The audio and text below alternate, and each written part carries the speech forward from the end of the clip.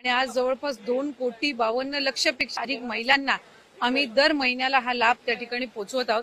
आणि आज खऱ्या अर्थानं महायुतीच्या सरकारच्या वतीने आदरणीय अर्थ व नियोजन मंत्री उपमुख्यमंत्री अजितदादांनी लाडक्या बहिणींच्या साठी मुख्यमंत्री माझी लाडकी बहीण या योजनेसाठी जवळपास 36,000 कोटींची तरतूद ही त्यांनी यंदाच्या वर्षासाठी केलेली आहे। आम्ही सगळ्यांनी सुरुवातीपासूनच ही योजना अधिकाधिक यशस्वी पद्धतीने राबवण्याचा प्रयत्न हा केलेला आहे। पुढेही आम्ही त्याच पद्धतीने हा प्रयत्न करत राहणार। 1500चा हप्ता हा महिलांच्या थेट खात्यामध्ये निवडणुकीच्या नंतर सुद्धा जवळपास 3 ते 4 हप्ते हे महिलांच्या खात्यामध्ये आज वितरित झालेले आहेत आणि त्याची प्रक्रिया सुरू आहे। अशाच पद्धतीने ही योजना पुढेही सुरू राहणार आहे। 2100च्या बाबतीतली जी भूमिका आहे ती राज्याचे मुख्यमंत्री देवेंद्र फडणवीस साहेबांनी, अजितदादांनी, शिंदे साहेबांनी सुद्धा वेळोवेळी मांडलेली आहे। एखादी महत्त्वाकांक्षी योजना ज्या वेळेला आपण आणत असतो त्यावेळेला त्याचा योग्य तो निर्णय राज्याचे मुख्यमंत्री आणि महायुतीचं सरकार ज्या वेळेला घेईल त्यावेळेला विभागाच्या वतीने आम्ही ते निश्चितपणाने या ठिकाणी घोषित करू। आज 1500चा लाभ देत असताना सुरुवातीला तर विरोधक म्हणायचे की हे 1500 पण तुम्हाला मिळणार नाहीत, पण त्यानंतर आम्ही ही योजना यशस्वीरित्या राबवली।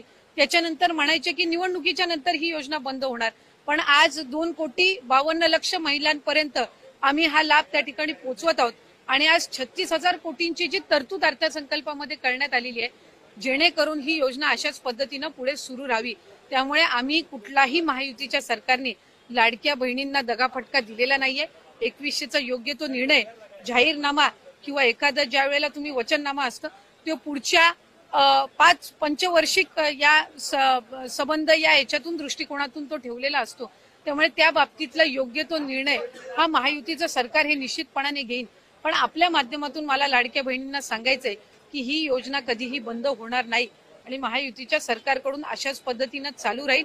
या उलट या अर्थसंकल्पामध्ये महिलांना आर्थिकरित्या सक्षम करण्याच्या दृष्टिकोनातून उमेद भवन असतील, अस्मिता भवन असेल, त्याचबरोबर त्यांना सक्षम करण्याच्या दृष्टीतून आर्थिक साक्षरता आणणं असेल, हे सगळे उपक्रम हाती घेण्यासाठी सुद्धा भरीव तरतूद ही या अर्थसंकल्पामध्ये केलेली आहे। त्यामुळे महिलांना अधिकाधिक सक्षम करण्याच्या दृष्टिकोनातून आम्ही काम करत आहोत। मार्च महिन्यापर्यंतचा जो हप्ता आहे तो आधीच वितरित झालेला आहे आणि ही जी तरतूद आहे ही पुढच्या महिन्यांपर्यंत आहे। डिसेंबर महिन्यांमध्ये ज्या वेळेला ही जी केलेली तरतूद आहे या पलीकडे जर आपल्याला लाभासाठी तरतूद करावी लागली तर डिसेंबरच्या अधिवेशनामध्ये ती निश्चितपणाने करण्यात येईल। 36,000 कोटींची तरतूद जी आहे, पहिले वर्षाचे 3 महिन्याची तरतूद ही आधीच उपलब्ध करून दिलेली आहे। आता राहिले तुमचे 9 महिने आणि मग त्याच्यानंतर डिसेंबरच्या अधिवेशनामध्ये जर पुढच्या 3 महिन्यासाठी लागली तर त्या पद्धतीने ती पुरवणी मागण्यांमध्ये केली जात असते। त्यामुळे या योजनेला यशस्वीरित्या राबवण्यासाठी जी काही तरतुदीची गरज आहे दर महिन्याच्या लाभाकरिता ती या अर्थसंकल्पामध्ये झालेली आहे। अधिक माहितीसाठी आपल्या चॅनलला लाईक, शेअर आणि सबस्क्राईब करायला विसरू नका। पुन्हा भेटूया एका अशाच महत्त्वपूर्ण व्हिडिओसह। धन्यवाद।